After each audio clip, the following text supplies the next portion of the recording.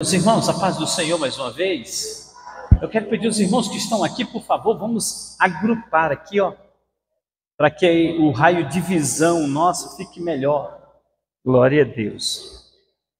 Todos receberam, irmão, aqui o panfletozinho? Todos receberam? Hoje está maior, hoje está mais gordo. Ele deu uma engordadinha hoje. Nós vamos começar o nosso trimestre. A CPAD já lançou uma nova revista, mas como nós estamos dando uma outra revista, nós vamos começar no domingo. O pastor Celestino vai ser professor domingo, vai dar a primeira aula. Tá. Então, na introdução, o pastor Ronaldo, aliás, o pastor José Wellington Bezerra da Costa, que é o presidente do conselho, que não o presidente da convenção, o presidente do conselho de ensino. E nós temos como consultor teológico da nossa denominação o pastor Elinay Cabral, que vai estar conosco aqui nos dias 12 e 13 de setembro na AGO. Na AGO, o pastor Elinay está confirmado, ele vai estar aqui pregando, ministrando para nós. Então o pastor José Wellington diz assim: o propósito desse trimestre traz uma natureza apologética. Alguém já viu esse livro? Tem? Pastor, você tem, pastor Ferreira? Pastor Ferreira tem tudo. Esse aqui é um livro muito difícil porque a Juerp, ela faliu, essa editora. Mas é um livro muito bom. O nosso secretário de escola dominical, nosso irmão Gabriel, vai colocar no grupo dos professores o manual de apologética da CPAD do pastor Ezequiel Soares, que é também o autor dessa revista. Então, meus queridos irmãos, qual é a minha missão aqui? É fazer um panorama da revista de escola dominical que nós vamos estudar a partir do domingo. Então, olha só. Domingo que vem, nós vamos estudar quando as heresias ameaçam a unidade da igreja. Quando que as heresias começaram a ameaçar a unidade da igreja? Eu vou dar a data para vocês. Ano 48, 49, na Galácia, ou nas igrejas da Galácia, quando Paulo escreve sua carta. Em 51, ele escreve para Tessalônica. Em 48, 49, ele escreve. E as cartas paulinas, irmão, elas são cartas de instrução. Então ele está orientando as igrejas da Galácia como tratar com os judaizantes. A lição número 2 fala que nós somos cristãos. O que é um cristão? É um pequeno Cristo. A lição 3 fala sobre a encarnação do Verbo. Gabriel pregou sobre a ressurreição. Sabe quais são os dois milagres mais difíceis de ser provado? A encarnação e a ressurreição. A encarnação, o ato de Deus se fazer homem. E a ressurreição, e não falo de ressurreição parcial, mas de ressurreição total, ressuscitou para nunca mais morrer, Cristo, as primícias dos que dormem. Então, nós vamos falar sobre a encarnação do Verbo. Então, a lição 3. Na lição 4, nós vamos estudar sobre a doutrina da Trindade. Na lição número 5, nós vamos confirmar o credo de Calcedônia, 432, e o de Constantinopla, 451, que Cristo é Deus. Na lição número 6, nós vamos aprender que o Filho é igual ao Pai. Na lição número 7, nós vamos estudar sobre as naturezas humana e divina em Jesus. Na 8, nós vamos estudar que Jesus viveu a experiência humana. Na lição 9, para a parte de cristologia e entra a parte de paracletologia. Quem é o Espírito Santo? Na lição 10, o pecado corromper a natureza humana, a amartiologia, a doutrina do pecado. Na lição número 11, a salvação não é obra humana, soteriologia, a doutrina da salvação. Lição número 12, a igreja tem uma natureza organizacional, eclesiologia. E lição 13, perseverando na fé em Cristo, se você olhar, é bibliologia. Essas são as 13 lições. Eu estive no mês de fevereiro na Assembleia de Deus, Campo da Missão, lá na cidade de Águas Lindas de Goiás. Diz que é a cidade que mais cresce no Brasil, Águas Lindas. E lá eu conversando com alguns pastores presidentes que usaram, na época eles estavam usando essa revista, eles disseram da dificuldade dos professores deles apresentarem a matéria de cristologia. E aí eu disse no domingo, se os irmãos precisarem de pesquisa, nós estamos prontos a colaborar. Se precisarem. Eu acho que não vai precisar, mas se precisar. E aí o seguinte, eu já dei uma lista de livros para o nosso irmão Gabriel de teologia sistemática. Se você estiver interessado, você fala assim com o irmão Gabriel, manda para mim essa lista e você vai conseguir baixar na internet a maioria deles para você estudar cristologia. E é tão importante, irmão, a matéria de cristologia, que no próximo trimestre a CPAD lançou uma revista só sobre cristologia, que tem o título E o Verbo se fez carne e habitou entre nós. Pois bem, então nós vamos falar sobre apologética. O que é apologética? Na primeira lição, nós não vamos falar a fundo sobre apologética, porque na primeira lição o pastor Delcino, na classe, a professora da classe Sara, o professor da classe do jovem, vai falar sobre apologética. Mas o que eu vou falar aqui, vocês não vão falar na aula. Por quê, pastor? Porque a fonte de pesquisa minha é diferente. Então, olha só, 1 Pedro 3,15, eu queria que vocês lessem o texto. Antes, santificai a Cristo como Senhor em vosso coração, e estais sempre preparados para responder com mansidão. A minha pergunta, você está preparado para confrontar os mormons, as testemunhas de Jeová, os adventistas do sétimo dia, a igreja do véu, e etc. A hipergraça, vocês jovens aí que ficam nas redes sociais olhando, vocês sabem sobre a hipergraça.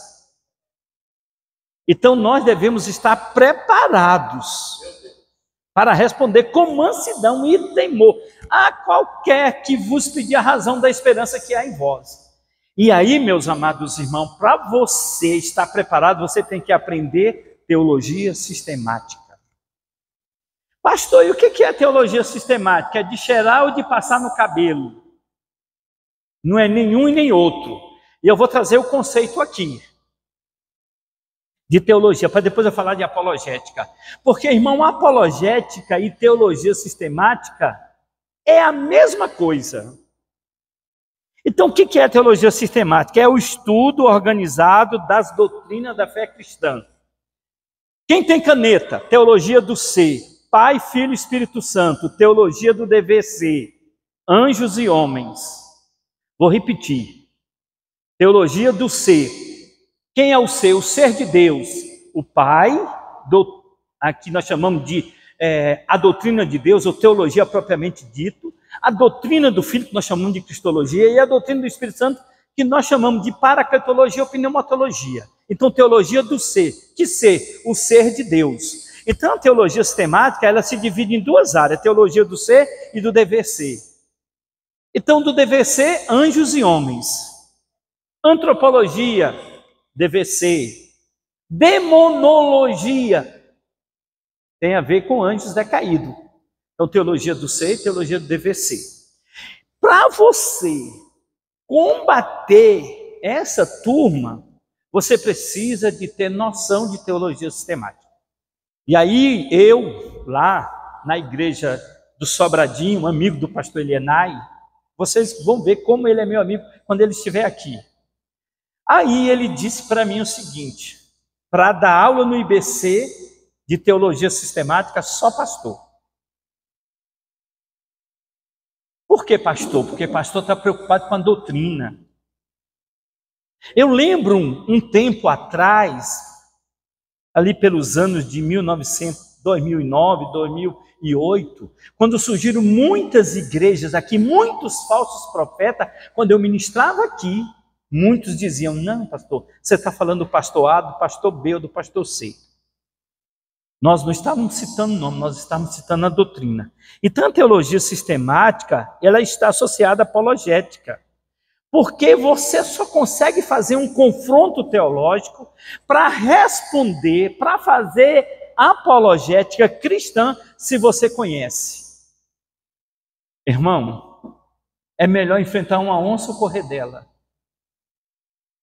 A gente não fala enfrentar a onça com vara curta, não é o provérbio brasileiro? Nós, assembleanos, nós preferimos correr do que enfrentar um mormon, um testemunho de Jeová, porque eles estudam para confrontar. Quantas pessoas que você vai nessas igrejas, está cheia de assembleanos. Por quê? Porque não estudaram, não foram ensinados, não foram discipulados e foram presas fáceis.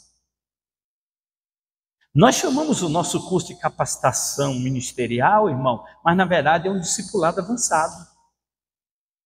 É para fortalecer a fé. Então, a teologia sistemática, ela é importante porque prepara o crente para aprender e também para ensinar a Bíblia acerca da fé. Então, quando eu leio a Bíblia, eu abro aqui um texto, não aleatoriamente, mas numa sequência, porque eu não posso fazer aqui a bibliomancia. O que é bibliomancia? Fala comigo, Jesus. Assim diz o Senhor. Está escrito aqui, Ezequiel. Assim diz o Senhor, no primeiro mês, no primeiro dia do mês, tomarás um bezerro sem mancha e purificarás o santuário. E agora, o que eu vou fazer? Isso é bibliomancia. Ou então a gente deixar a Bíblia assim aberta no Salmo 91, lá na estante,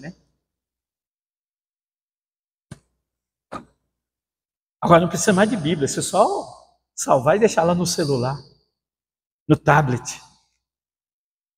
Então, meus queridos irmãos, precisamos aprender teologia sistemática. O curso de capacitação ministerial, ele tem, na teologia do ser, tem o Pai, a doutrina do Pai, do Filho e do Espírito Santo, do dever ser, dos anjos e dos homens, nós temos antropologia, nós temos angelologia, demonologia, nós temos soteriologia, nós temos amartiologia, então nós temos escatologia, nós temos quase todas as matérias da teologia sistemática. Detalhe, de cunho assembleano, teólogo pentecostal de linha ortodoxa. Então, a gente precisa estudar a palavra. Então, quando eu leio esse versículo aqui, eu estou fazendo uma teologia bíblica.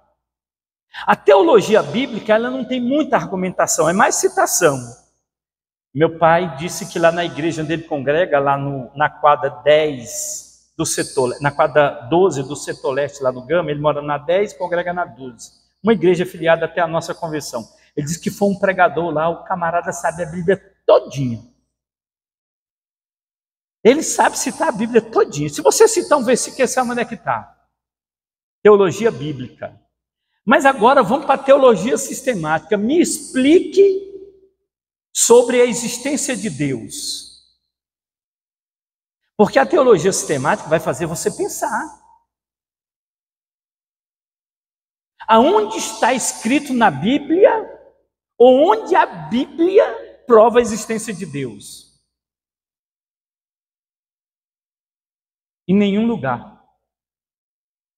Porque a Bíblia, ela não precisa provar a existência de Deus. E por quê, pastor?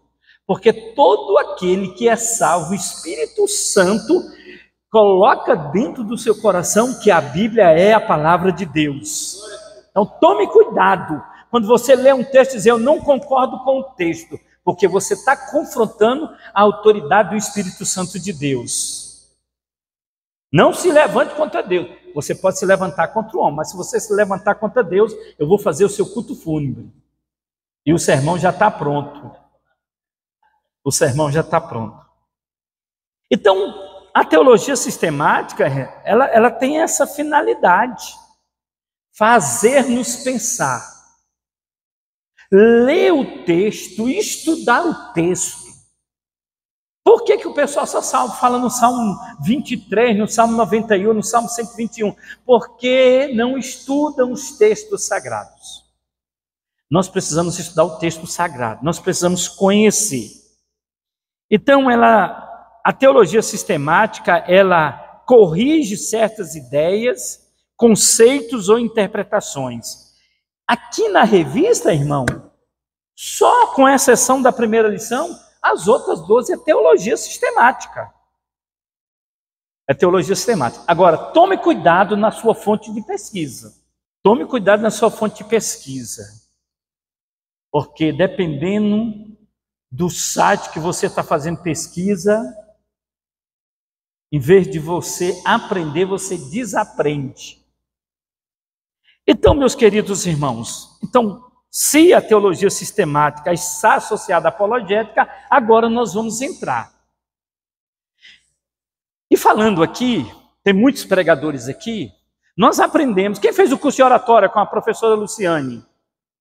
Gente, eu não acredito que vocês todos fizeram o curso de oratória. Então a Luciane ensinou para nós, quando nós fôssemos fazer o discurso ou o sermão é o seguinte: a introdução é a metade da conclusão. Então, se você tem meia hora para pregar, e você vai fazer o modelo de sermão assembleano, que é 3 tópicos, ou 3 tópicos, você faz o seguinte: você tem meia hora, então você coloca 3 minutos na introdução, 9 minutos para cada tópico, 3 vezes 9, 27, mais 3, 26. Sobrou 6 minutos, 6 minutos é a sua conclusão. Quantos pregadores que vêm aqui? Vou concluir. A introdução dele é maior do que a conclusão. E a conclusão não conclui em nada, porque ele falou 1000 palavras, mas nós não entendemos quase nada. Falou 1 milhão, nós não entendemos nem 1 centavo. Então a gente tem que conduzir o povo. Olha, irmão, no primeiro tópico eu vou falar sobre a supremacia de Cristo. No segundo tópico eu vou falar dos atributos. No terceiro tópico eu tenho que conduzir o auditório. Vai falar. As pessoas não entendem, irmão. A gente quer ir no banheiro, a gente quer ir falar. A gente não tem intenção, porque não está aprendendo a gente. Está falando que a gente já sabe. Então eu falo que o desafio do pregador é pegar João 3,16 e colocar uma roupa nele diferente. É pegar o João 14,6, que foi feito aqui em Libras, e colocar uma roupa diferente. Quando alguém consegue fazer isso, irmão, a gente tem vontade de aprender, porque a nossa mente é seletiva. O que nós já sabemos, a nossa mente rejeita. O que nós já sabemos. É por isso que a gente enjoa de cantar ainda a harpa. Viu, equipe de louvor? Vamos escolher uns hinos, não só os mesmos hinos. Esse hino de novo, esse 305, já canto, toda semana eu canto 305. Cantar hinos novos, porque quando tem um corinho que chama atenção, você fica cantando ele, né? Como diz o nosso pastor pregador lá, nosso presbiteriano, disfarçado de pentecostal assembleano, Hernani Dias Lopes, né? Ele fala que a teologia é cantada. Aí, no último culto das irmãs, cantamos 3 vezes o mesmo hino. Aí eu falei, tem tanto erro teológico nesse hino, se eu fosse ensinar para vocês erro teológico, vocês nunca mais iam cantar. Mas o seguinte, como dizia a irmã Zuzu, quem não sabe, come e acha bom. Agora, quem sabe, não come não. Então, irmão, a apologética. O que é apologética? Apologia é você defender alguma coisa. O que está muito em voga hoje é apologia às drogas, apologia ao sexo livre, apologia ao cristão livre, apologia à hipergraça. Então, eu coloquei aqui que a apologética implica em fazer uma defesa em favor da verdade da fé cristã. Qualquer um de nós aqui, que somos cristãos, Se você fosse convidado por alguém que você conhece para você ir dar uma palestra sobre a sua fé, você teria coragem de ir ou você ia ligar para mim ou para um dos outros pastores? Pastor, eu estou numa rascada. O que foi? A diretora quer que eu faça uma explanação em 20 minutos da minha fé. Pastor, eu nunca fiz curso nenhum não, pastor. Eu gosto mesmo de costela com mandioca, né, vaca atolada. Você iria, irmão? Ou você iria ligar para pastor Laerte, como diz lá na Paraíba, me acode. Aí eu não posso te acudir porque eu estou num lugar. Pastor Cidelcino, me acode. Pastor Ferreira, me acode. Pastor Matos, me acode. Pastor fulano e tal, missionário Odete, missionária, me acode aqui. Eu estou no mato sem cachorro. E quem está no mato sem cachorro, caça até com gato. Então nós precisamos aprender, irmão. Se você sair daqui, for lá na Madureira, falar assim, congrega onde no Ministério Videira, lá tem palavra. Se você for na igreja da quadra 2, diz assim, o irmão está visitando a gente, o irmão congrega onde? Lá na Videira. Não, isso aí é bem ensinado. Então, apologética implica em fazer uma defesa em favor da verdade cristã. Judas incentivava a igreja a fazer apologética. Pedro, Paulo ensinando, treinando os obreiros. Mas, pastor, por que a apologética é importante? Nós colocamos 3 situações. Primeiro, para influenciar a cultura. Nós travamos uma batalha cultural que acontece hoje na sociedade ocidental. Escreva o que eu vou falar, porque eu nunca vi ninguém falar essa expressão. O evangelho é supracultural. O que é isso, pastor? Está acima das culturas. Supra está acima. O evangelho. Ah, mas a cultura aqui, pastor. Quando os presbiterianos chegaram no Polo Norte para evangelizar, os esquimós tinham um costume de quando chegava o visitante, dava a esposa dele para dormir com o camarada. Os presbiterianos cortaram isso. Aí os antropólogos dizem assim, vocês protestantes destroem as culturas. Nós destruímos as culturas quando essa cultura vai de confronto à palavra. Então eu tenho que aprender teologia sistemática. Aqui está o manual da Bíblia, aqui está o livro que eu vou usar. Você não pode fazer teologia sistemática, você não pode fazer apologética sem a Bíblia. Ah, eu vou fazer apologética com a revistinha de escola bíblica dominical. Olha, irmão, se a gente dá uma peneirada aqui, a gente vai tirar muita coisa que não é verdade. Como na outra revista, lá que tinha coisa que não era verdade. Mas pastor, por que o senhor compra essas revistas? Irmão, a gente tem que aprender a comer peixe tirando as espinhas. Para a gente ter menos espinha, nós vamos ter que fazer a nossa própria revista. Amém ou não amém? Amém. Será que vende? Então, eu tenho que influenciar a cultura. O jovem tem que sair daqui para a faculdade, para o ensino médio, para a faculdade, para o ensino fundamental, para o ensino médio, para a faculdade. Ele tem que contrapor o professor na sala de aula. Ele tem que ter argumento para dizer, professor, eu não concordo com esse ensino. Mas fica calado, só comendo ali. Aí daqui a pouco não quer mais para a igreja. Chega em casa, mãe, a senhora sabia que a senhora veio do macaco? Aí ele dizia, eu não vi não, deve ter sido seu pai. Segundo, por que a apologética é importante? Para fortalecer os que creem. Num dos conexões que nós fizemos aqui, não sei se foi o ano passado ou ano atrasado, veio um menino da igreja adventista contrapor o pastor Ferreira. Ainda bem que ele pegou um peso pesado, né? Ele quase saiu daqui falando em língua, irmão, quase se converte. Também se ele falasse em língua, ele ia para a Adventista da Promessa, né? Podia ir para a Adventista da Promessa. Então nós temos que fortalecer os que creem. Por que você não faz isso? Por que você não fica com um com o outro? Por que você não faz aquilo? Não, porque eu tenho um princípio.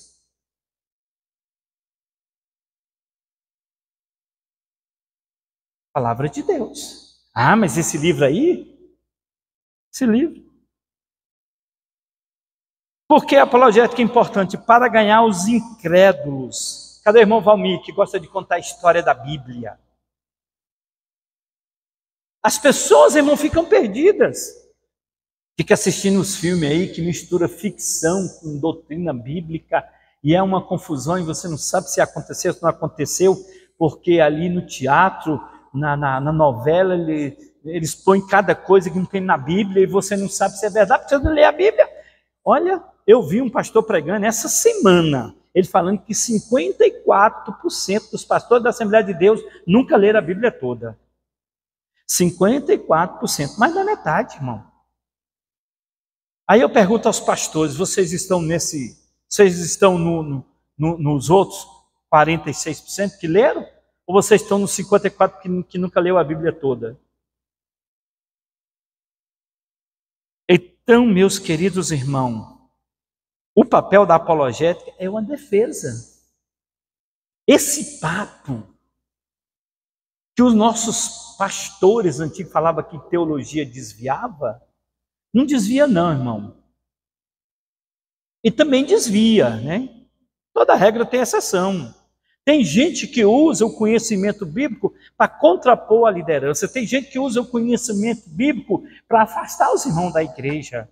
Tem gente que usa o conhecimento bíblico a serviço de Satanás. Como pode? Mas Satanás não usou a Bíblia? Quando ele foi tentar Jesus, ele usou que livro? Ele usou a Bíblia.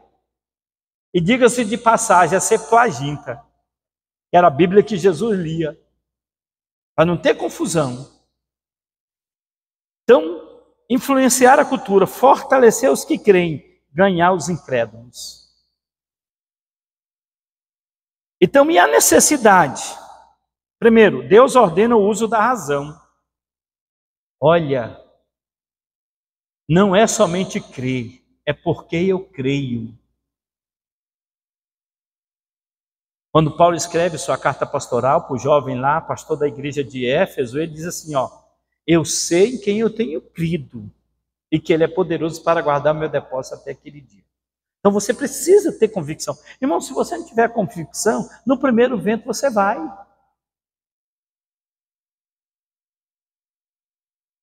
No primeiro vento. Então Deus usa e ordena o uso da razão. 1 Coríntios 14, 27. Paulo diz assim, quando vocês se reúnem, um tem salmo, um tem doutrina, um tem louvor, aí ele dá um ponto e diz assim, faça-se tudo para edificação. Os dons têm que ser para edificação. Se não for para edificação, fique calado. Por quê? Porque Deus usa e ordena o uso da razão por nossa parte. Teve o profeta profetizou, um profetiza e os outros julguem. Não é julgar a vida do profeta, julgar se a profecia tem base bíblica. Não é assim a orientação paulina, mas hoje se a gente for julgar a profecia, fala que a gente não crê em profecia, fala que a gente é incrédulo, que a gente não conhece a Bíblia, que a gente não crê nos dons ou na atualidade dos dons. Paulo diz, irmão, que falem 2 ou 3 e os outros julguem. Ou vocês não leram?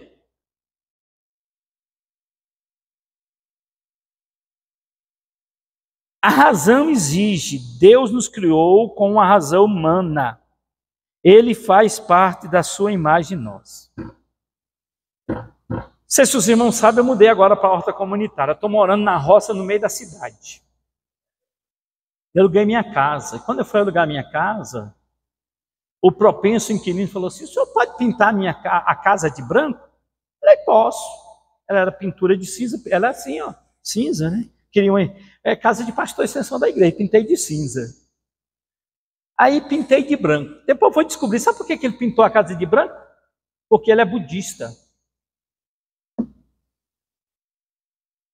E o budista tem que morar numa casa com a pintura branca. E lá tem uma imagem de Buda, e lá tem um chocolate. Você chega na casa dele, e o seu menino, aqueles meninos mexelão, que mexem nas coisas, igual a minha netinha, for lá pegar um chocolate, ele briga. Não pode não, isso aí não pode comer. Ele vai lá, pega a caixa de chocolate, que não está oferecida ao ídolo, e te dá um chocolate. Pessoa culta, irmão. Pessoa inteligente. Mas a família o criou no budismo. O que eu aprendo com isso? Se eu criar o meu filho no cristianismo, ele pode até desviar, mas ele volta. Como diz o irmão Jairo, que é um cantor lá do Rio de Janeiro, né? Às vezes a gente cai do berço. A gente que nasceu no berço, a gente cai do berço. E, assim, eu não nasci no berço, mas eu já caí do berço. Que berço, pastor? Berço cristão. Você não fala? Eu nasci no berço cristão. Tem muita gente que nasceu no berço cristão e caiu. Tem gente que caiu até hoje e não se levantou da queda. Então você não é só dar glória a Deus, porque o pregador está dizendo, dá glória a Deus. Não.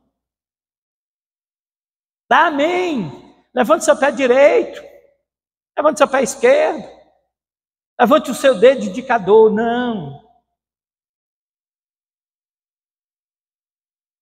Então, a sua razão está mandando você fazer aquilo, está no automático. 3 pulinhos. Às vezes está no automático. Às vezes a gente está cantando o hino da harpa, pensando amanhã, ou quando eu chegar em casa, eu vou comer aquele mexidão.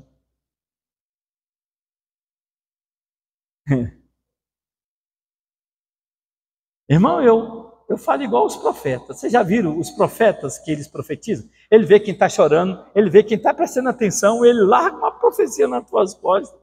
E você, pastor, Deus falou comigo. A gente fica alegre, não fica, irmão? Ou então uma para mim, né? Vou agradar o pastor da igreja, para me dar uma oferta maior. O mundo precisa. Muitas pessoas se recusam a acreditar em alguma evidência. Então a gente precisa.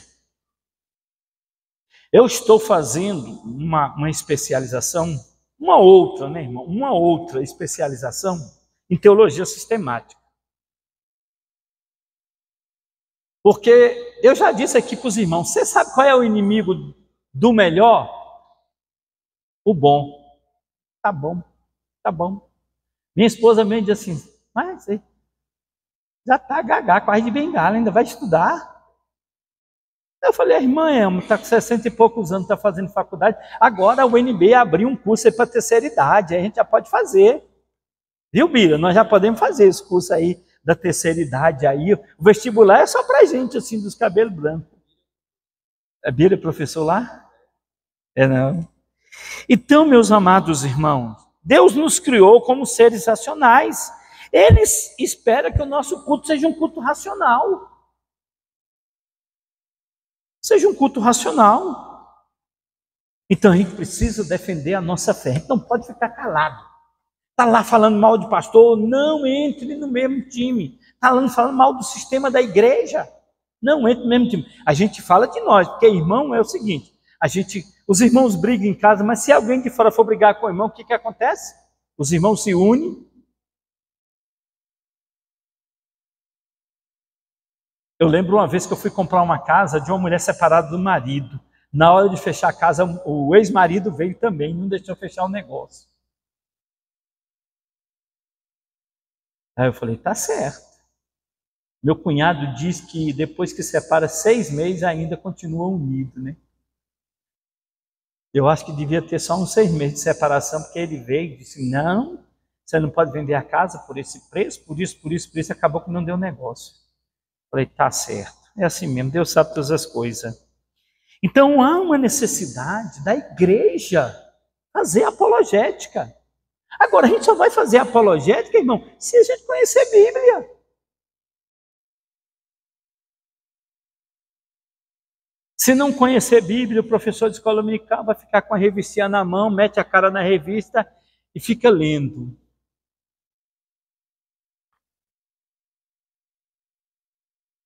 Aí Às vezes ele não dá conta de fazer a leitura completa da lição e diz assim, irmão, foi tão gostoso que não chegou ao fim, né? Não tem plano de aula, incompetente, não estudou, não se preparou. Aí o aluno do outro lado, assim, se fosse para ler, eu lia em casa.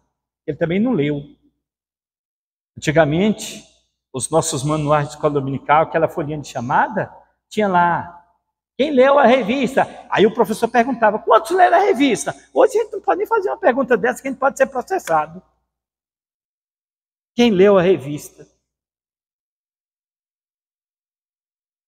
Então a gente tem que ler. Os pontos obscuros, coloca uma interrogação, pergunta para o professor. Se o professor não souber, pergunta para os universitários. Se os universitários não souber, a gente liga, não pode ligar para o Papa, porque ele está quase morrendo, né? Ele está na UTI. E ele também disse que a Bíblia não vale mais, então não pode ligar para ele não. Tem que procurar outro. Então, nós precisamos conhecer. Pastor, eu gostaria tanto de fazer o curso de capacitação, mas eu não sou obreiro. Irmão, o curso é para qualquer um que queira estudar a palavra. Pastor, o que é mais difícil do curso de capacitação? Acostumar com a sala de aula. Porque tem muitos irmãos que fugiram da sala de aula, tem 30, 40 anos. Tem gente que tem 50 anos. Você acostumou com a sala de aula, você termina o curso. A irmã Luzia está aqui, 70, quase completando 80. Quantas vezes a senhora já fez o curso? 5, que a senhora lembra, né? 5 que ela lembra, irmão. Pastor Adriano fez 13 vezes. 13. Tem que sair mais um para sair do número 13. Ele está fazendo, agora vai fazer 14. Já está fazendo. Então, irmãos, a gente precisa aprender a palavra. E eu falo para os irmãos, a gente precisa aprender a palavra de forma sistemática. Não é só ficar citando versículo, não. Os versículos são importantes? São importantes. Mas tem que ter argumentação. O Senhor é meu pastor e nada me faltará. Davi não estava nem lembrando, não sabia nem que você existia quando escreveu esse texto. Ó, quão bom e quão suave é que os irmãos vivem em união. Você não é das tribos de Israel? O texto foi escrito para as tribos de Israel. Ó, quão bom e quão suave é que as tribos vivem em união. Ah, pastor, eu sou da tribo de Levi. Não, eu sou da tribo de Judá. Você é gentio, irmão. Nós estamos na dispensação dos gentios. Dá glória a Deus e segue na misericórdia do Senhor. Então a gente precisa aprender a Bíblia, contextualizar a Bíblia. Porque senão nós vamos ser engodados. Aqui na sede nós temos pouca perca para as seitas e heresia, mas nas congregações. Olha, quantas pessoas que estavam aqui com a gente, olha, porque é o seguinte, as religiões metafísicas, elas tendem a tirar o pentecostal, o neopentecostal da igreja. Mas a igreja católica não é uma religião metafísica. Ele está tirando gente da igreja evangélica. Porque na religião metafísica a gente gosta do sobrenatural, do sonho, da visão, da revelação, do estrondoso. E aí, isso também tem nas religiões metafísicas. Só muda a fonte.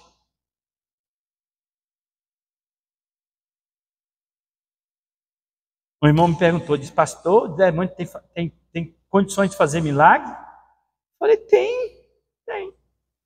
Mas faz milagre. Ele pode descer até fogo do céu, quanto mais milagre. A gente precisa saber qual é a fonte. Lá no budismo, no confucionismo, no shintoísmo, tem cura. Tem milagres. Tem maravilhas. Maravilha. Eu fui em Bom Jesus da Lapa. Eu fui lá na igreja em Bom Jesus da Lapa por curiosidade.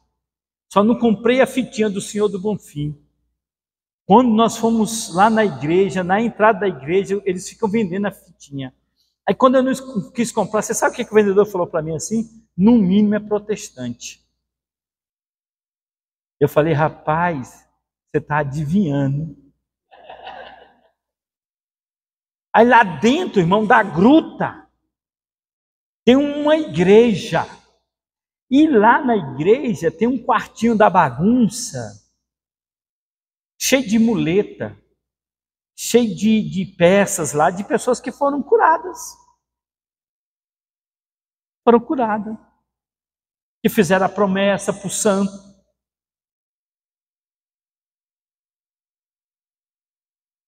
E que acreditaram foram curadas. Agora, a gente pode associar essa fonte a Deus? Sim e não. Cada caso é um caso. Cada caso é um caso. Então, em terceiro ponto, o valor do estudo apologético só se manifesta com a motivação correta. Aí nós colocamos amor, humildade e obediência. Você vai contrapor o herege, você vai fazer isso com amor. Você não vai dizer para ele assim, para o testemunho de Jeová, quando bater lá na sua porta com uma revistinha. E aconteceu uma cena interessante, irmão Souza. Eu estive na casa do meu pai na quinta-feira, eu apliquei a prova na CEAD e fui lá na casa de pai. Aí a esposa dele, que minha mãe morreu, o pai casou de novo. Aí o que acontece? Ela falou assim, ô pastor, fala para o seu pai aí que ele está trazendo os testemunhos de Jeová para fazer estudo bíblico dentro da casa aqui. E eu estou repugnando. Meu pai, 85 anos, com a chave da Nova Jerusalém na mão, abrindo a porta para o testemunho de Jeová dar estudo para ele. Irmão, vocês precisam ver a bronca que ele levou. E a esposa dele, a irmã Neide, disse, se eles entrarem aqui, só se eu não tiver, porque se eu tiver, eu não deixo. É assim. Ah, não tem nada não. Ah, eu sou da Assembleia de Deus. Não tem nada não, a gente vai fazer só um estudo bíblico. Você não vem no estudo bíblico na escola dominical, você não vem no estudo bíblico no culto de doutrina, agora quer fazer estudo bíblico com o nome, com o testemunho de Jeová. Um pai seta branca. Quer ficar fazendo estudo? Quer ficar assistindo Novo Tempo aí para ficar discordando aí de tudo? Então nós precisamos fazer apologética com amor. Com humildade, porque o saber ensoberbece, mas o amor edifica. É com humildade. Eles batem lá, pois não, a gente quer fazer o estudo. Não, eu já sirvo ao Senhor, muito obrigado. Vão em paz, Deus abençoe. Se for testemunho de Jeová e você chamar para orar, é mesmo que chamar para briga. Porque o testemunho de Jeová entra na sua casa e diz que você serve um Deus de 3 cabeças. É um cabeçudo. Você, meu irmão, fala, Bira.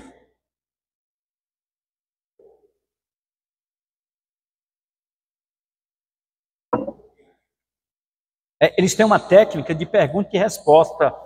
Antes de você concluir a sua resposta, ele já faz outra pergunta para você não falar.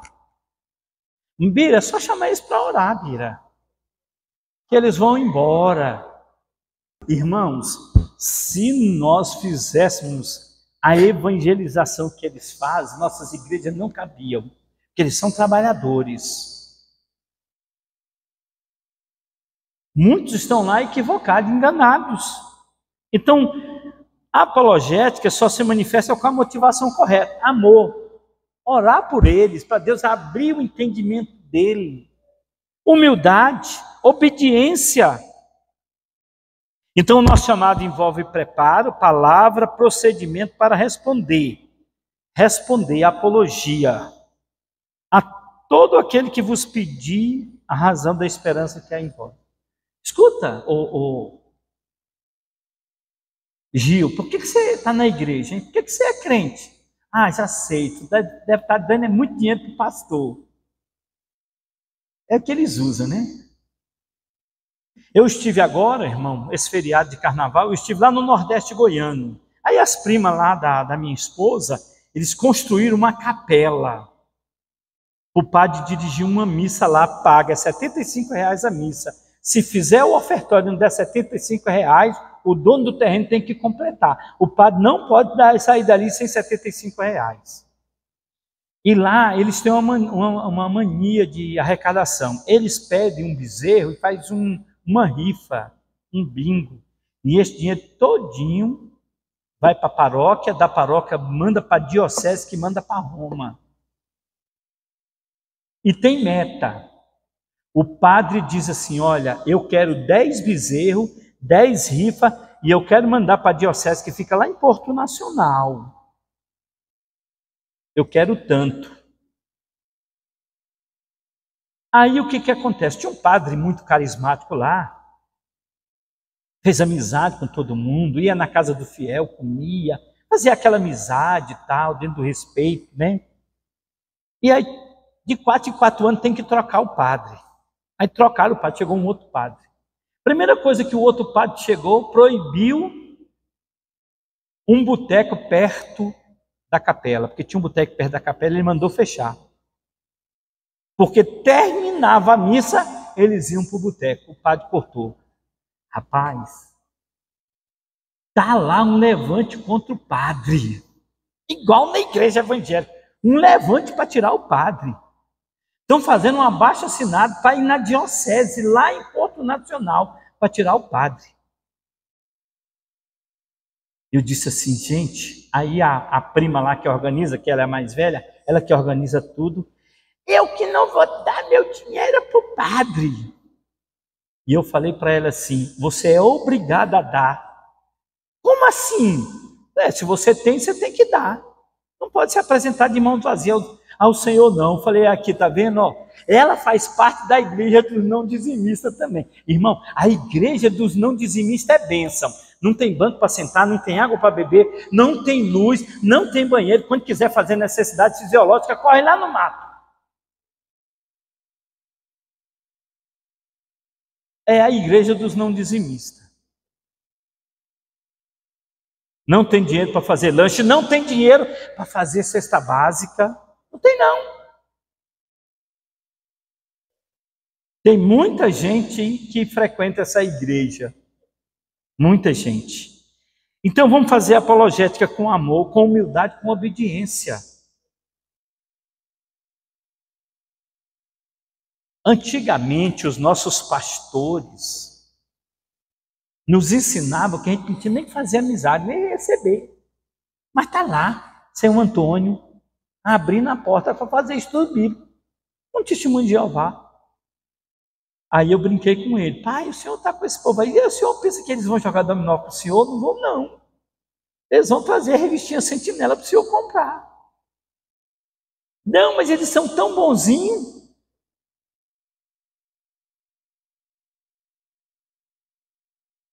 São tão bonzinhos. Ah, irmão.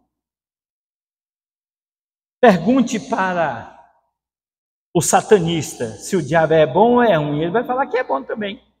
Vocês que ficam falando que ele é ruim, mas ele é bom. Eu não sei se vocês viram aí um videozinho que alguém gravou, a Alcione incorporando na hora de cantar. Alguém viu esse vídeo? Você viu, né? Aposentado vê tudo, né? Ela incorporando, irmão, na hora de cantar. A gente acha bonito. Ah, pastor, mas tem uma voz linda. Aí eu falo igual meu pai, bom de ser crente, bom de colocar a voz a serviço do Senhor. Então, o nosso chamado, cuide do seu chamado. E nós temos um chavão aqui no Ministério Videira. Se você tem chamado, nós temos preparo.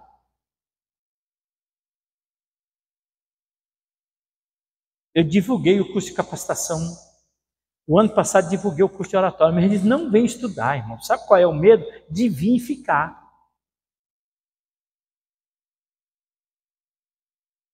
Não tem como dar o curso aqui, não. Eu falei, não. Irmão, é o aluno que vai para a escola, não é a escola que vai lá no aluno. Aqui não é sistema de saúde, não, que nós temos os agentes de saúde que vão na casa, ver se a pessoa está doente, se tomou a vacina, se não tomou, como é que está, fazer essa pesquisa. Não, nós somos agentes do reino de Deus. Então, toda apologética deve ter base na Bíblia. Por isso você tem que ler a Bíblia, fazer teologia bíblica, estudar, fazer teologia sistemática, para você saber argumentar. No dia que o moço da Adventista veio aqui conversar com o pastor Ferreira, se fosse você, irmão, será que você não ia para a Adventista? Não, pastor, misericórdia. Porque eles são convincentes. Por que eles são convincentes? Porque eles estudaram. Só fizeram a hermenêutica errada. Só fizeram a hermenêutica errada. Então, a base apologética é a Bíblia. Podemos usar muitos argumentos diferentes, mas no fim o mais importante é a Bíblia. Tem que apresentar. O uso da razão e da apologética pode ajudar, mas a fé vem pelo Espírito Santo, não por nossa própria capacidade de argumentar. Já aconteceu com você, e aqui eu encerro, mas eu encerro mesmo, eu não falo 3 vezes que eu vou encerrar, não. Já aconteceu com você de alguém te confrontar e na hora Deus colocar a palavra na sua boca, no seu coração, que você diz, pastor Laerte, eu fiquei temoroso, comecei a tremer as mãos, deu vontade de fazer xixi, eu não tenho mal de Parkinson, mas Deus me deu uma palavra. Já aconteceu com você? Se não aconteceu é porque você não está falando nada, você não está fazendo nada, você não está confrontando ninguém. Eu lembro dentro de uma viatura, a gente de serviço, e o chefe da viatura, o comandante da viatura, falou assim, que os pastores na igreja só tinha pastor tarado. Eu disse, pior era no seu espiritismo, que só tem homossexual. E aí ele meteu a mão na arma. Eu falei, tá vendo? Além disso é apelão. Irmão, não fique calado não. Não fique calado não quando você estiver dentro da sua razão. Porque quem conhece a verdade não faz concessão ao erro. Fale. Fale. Meu vizinho aqui na horta comunitária deu um AVC. Aí o filho dele, católico, me procurou. Disse assim, nós estamos fazendo uma corrente de oração pelo meu pai. O senhor pode orar lá na igreja? Rapaz, não é que Deus ouviu? Eu não sei se foi a corrente de lá ou a corrente de cá. Mas que ouviu, o velho está aí de novo. Aí depois ele veio e disse assim, eu gostei muito aí, porque meu filho disse que o senhor também entrou na corrente. Tendo medo já segue. Vamos orar para Deus salvar, né? A gente precisa falar de Jesus para ele. O mais importante não é a cura do corpo, o mais importante é a cura da alma. Então, meus queridos irmãos, vamos fazer apologética no que depender de você, no que depender de mim. Leia a Bíblia, tenha planeado a palavra de Deus, compre livros. Livros que edificam, livros que vão tirar a sua dúvida, não é livros que vão causar mais dúvida. E que o Senhor nos abençoe. Alguma pergunta? Aprenderam tudo, ou não aprenderam nada. Ou aprenderam tudo ou não aprenderam nada. Vamos ficar em pé, vamos fazer uma oração? Vamos pedir ao Senhor que nos dá graça, irmão? Vamos pedir ao Senhor que nos abençoe quando a gente tiver que fazer esse confronto. Irmão, fazer o confronto é nadar contra a correnteza. Quem já nadou aqui contra a correnteza? Você dá 4, 5 braçadas, parece que você não saiu do lugar. Então, fazer o confronto teológico. Feche os seus olhos. Senhor, nosso Deus e Pai, Criador e Sustentador, nos dá sabedoria para nós defendermos a nossa fé com amor, com humildade. Que nós possamos, Senhor Deus, estar convicto da nossa certeza de salvação.